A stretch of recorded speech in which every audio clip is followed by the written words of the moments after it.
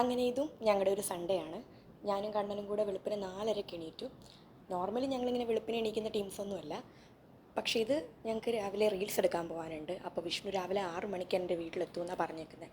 എന്നിട്ട് വലിയഴിക്കൽ പാലത്തിൽ പോയിട്ട് വേണം ഞങ്ങൾക്ക് റീൽസ് എടുക്കാൻ. ഇത്രയും നേരത്തെ എണീക്കാൻ റീസൺ എന്താണെന്ന് വെച്ചാൽ എനിക്കിതെല്ലാം കഴിഞ്ഞ് വന്നിട്ട് 8:30-ക്ക് ഡാൻസ് ക്ലാസ്സിലെത്തണം, 9 മണിക്ക് ക്ലാസ് തുടങ്ങണം. അപ്പോൾ അതുകൊണ്ടാണ് ഞങ്ങൾ അങ്ങനെ എണീറ്റത്. അങ്ങനെ രാവിലെ കറക്റ്റ് സമയത്ത് വിഷ്ണു വന്ന് ഞങ്ങൾ പാലത്തിൻ്റെ അവിടെ എല്ലാം പോയി റീൽസ് എടുത്തിട്ട് നേരെ ഫുഡ് കഴിക്കാൻ പോയിട്ട് കണ്ണനെ ട്യൂഷന് വിടണമായിരുന്നു. കണ്ണനാട്ടോ വീഡിയോഗ്രാഫർ. അങ്ങനെ അതെല്ലാം കഴിഞ്ഞ് കണ്ണനെ ട്യൂഷൻ വിട്ടപ്പോഴത്തേക്കും ഞാൻ കുറച്ച് എക്സ്ക്യൂസൊക്കെ പറഞ്ഞ് കയറ്റിയാളെ. എൻ്റെ ഫ്രണ്ട് തന്നെയായിരുന്നു അവിടെ, അക്ഷയ. എന്നിട്ട് പെട്രോൾ അടിച്ചിട്ട് നേരെ വിഷ്ണു എന്നെ ഡാൻസ് ക്ലാസ്സിലാക്കിയിട്ട് പോയി. അവിടുന്ന് എൻ്റെ 2 അക്കാഡമിയിലും പോയി ക്ലാസ് എടുത്തു.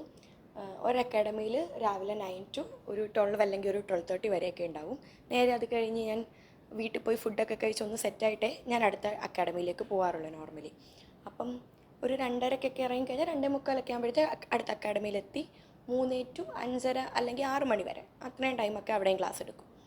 അത് കഴിഞ്ഞിട്ട് നേരെ ഞാൻ വീട്ടിൽ വന്ന് ഫ്രഷായിട്ട് എനിക്കൊരു അരങ്ങേറ്റത്തിൻ്റെ ഇൻവിറ്റേഷൻ ഉണ്ടായിരുന്നു ആർജക്കുട്ടിയുടെ.